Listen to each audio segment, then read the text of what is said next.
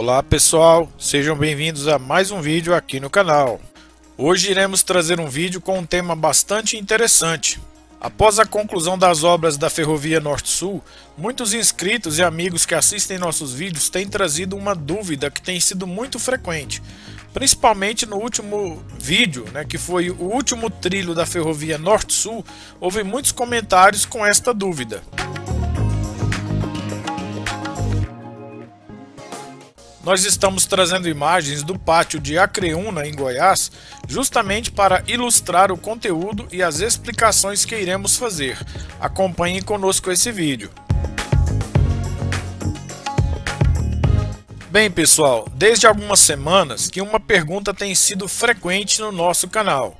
Ao ver todos os trilhos da Ferrovia Norte-Sul instalados e já prestes a começar as operações comerciais, muitos ficam intrigados ao ver a Ferrovia Norte-Sul tão longa, são mais de 2.000 quilômetros de norte ao sul do Brasil, e ter apenas uma única linha férrea em toda a sua extensão. Muitos perguntam como os trens vão poder circular nos dois sentidos, se a ferrovia tem apenas uma única linha.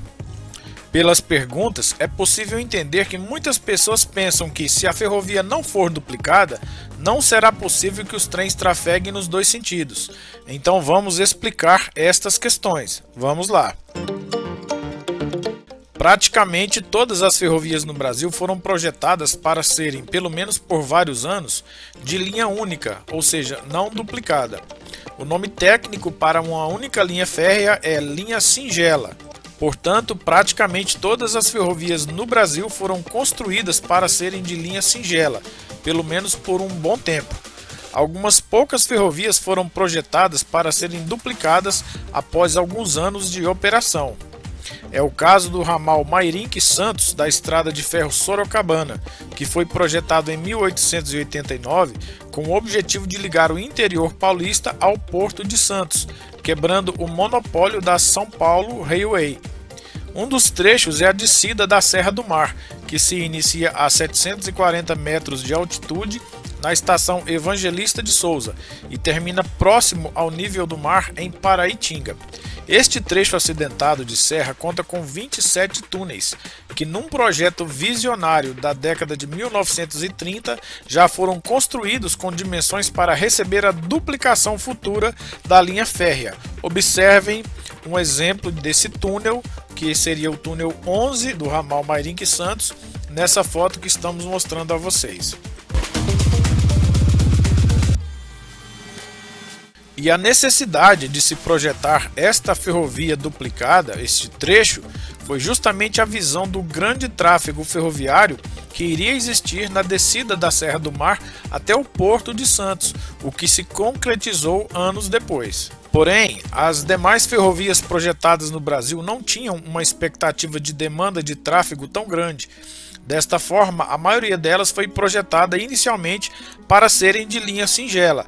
Alguns exemplos: Estrada de Ferro Araraquara, Ferronorte, Estrada de Ferro Carajás, Fiol e a própria Ferrovia Norte-Sul. Tudo bem, essa parte foi compreendida. A maioria das ferrovias no Brasil não foi projetada para serem duplicadas inicialmente. Algumas até foram duplicadas posteriormente devido à demanda. Mas e daí? Como ocorre o tráfego dos trens em uma ferrovia de linha singela? É a pergunta que não quer calar. Bem, para responder a essa pergunta, vamos ter que falar de dois aspectos. O primeiro deles é: como dois trens trafegando em sentido contrário podem se cruzar numa ferrovia de linha singela? E o segundo é: como as locomotivas podem tracionar os trens em ambos os sentidos numa ferrovia? A primeira pergunta já está sendo respondida pelas imagens que vocês estão vendo. Aqui no pátio de Acreúna, no dia em que filmamos, havia uma composição de vagões estacionados ocupando uma das linhas do pátio. A outra linha estava livre para a passagem de um trem. Então, a resposta para a primeira pergunta é: dois trens podem se cruzar numa ferrovia de linha singela nos locais construídos especificamente para isso, que são os pátios de cruzamento. Um pátio é um pequeno trecho da ferrovia que tem duas ou mais linhas férreas e o objetivo principal é o cruzamento de dois ou mais trens. Mas quais os critérios para um pátio ser construído? O principal deles é o tamanho do pátio. A partir do tamanho dos trens que irão trafegar na ferrovia, o tamanho do pátio precisa ser um pouco mais extenso que o tamanho máximo dos trens. Por exemplo, um trem com 2 locomotivas e 80 vagões tem um comprimento de 1,5 km, 1,5 km. Portanto, todos os pátios precisam ser maiores que 1,5 km. Já um trem com 3 locomotivas e 120 vagões tem um comprimento de 2,2 km. Portanto, todos os pátios precisam ser maiores que 2,2 km. No caso da Ferrovia Norte-Sul, o trecho onde estão rodando trens com 120 vagões é de Rio Verde até Estrela do Oeste. Neste trecho, todos os pátios têm mais de 2,2 km de comprimento. Este perfil de trem são os trens graneleiros, que irão transportar principalmente soja e milho para o Porto de Santos. Na construção original da Ferrovia Norte-Sul neste trecho, que faz parte da Extensão Sul, os pátios eram projetados para trens com 80 vagões e foi necessário aumentar o comprimento desses pátios para permitir o tráfego de trens de 120 vagões.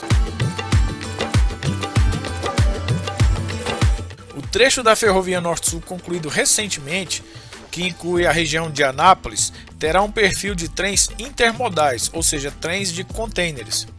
Estes trens terão normalmente até 80 vagões, com um comprimento aproximado de 1,5 km, e por isso os pátios acima de Rio Verde, ou seja, de Rio Verde até Porto Nacional, eles têm o comprimento originalmente planejado pela Valec, que era de cerca de 2 km.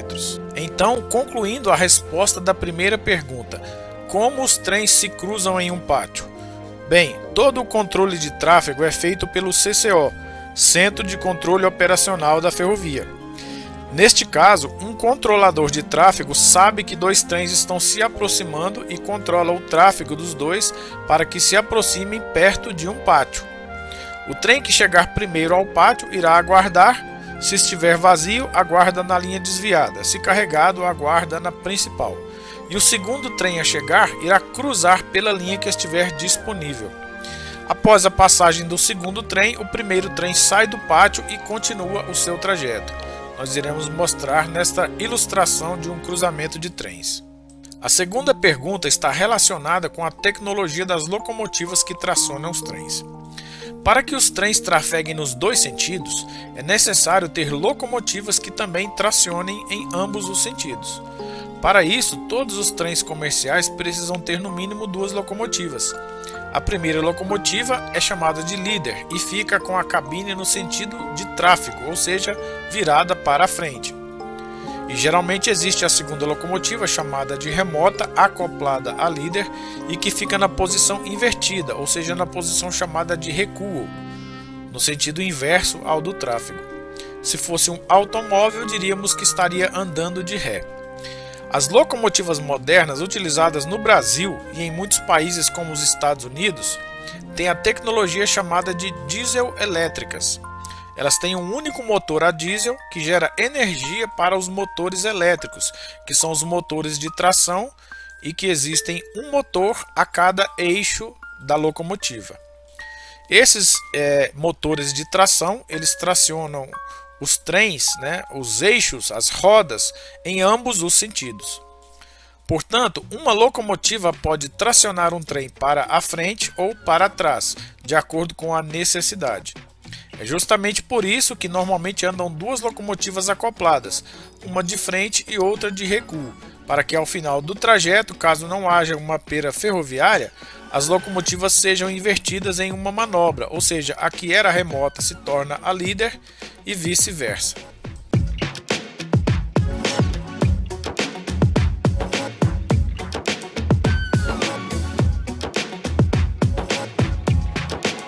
Portanto, não é necessário construir uma ferrovia duplicada, pois os trens podem trafegar nos 2 sentidos e se cruzarem nos pátios.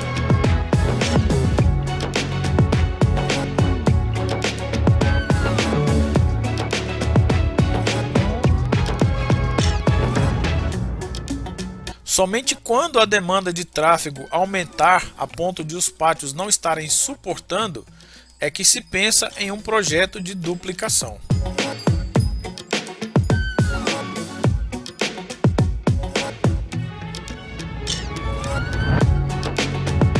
No caso da Ferrovia Norte-Sul, ela já está sendo operada desde o ano 2007 nos 720 quilômetros, desde o pátio de Porto Nacional no Tocantins até Açailândia no Maranhão, totalmente em linha singela e até o momento sem necessidade de duplicação.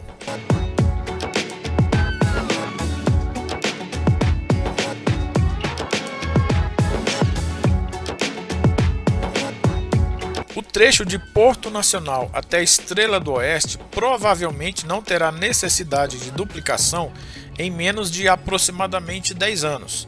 Porém, após esse prazo, é provável que alguns trechos necessitem ser duplicados, o que provavelmente será feito por etapas.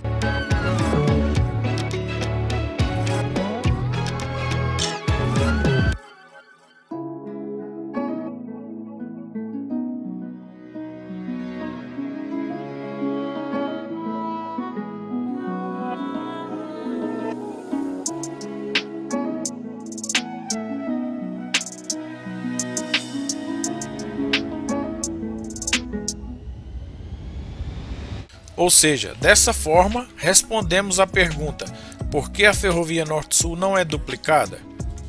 Inicialmente, não há necessidade, porém esperamos firmemente que em breve essa necessidade exista e que ela seja duplicada em vários trechos. Esperamos em Deus poder registrar esses feitos e mostrar a todos os brasileiros.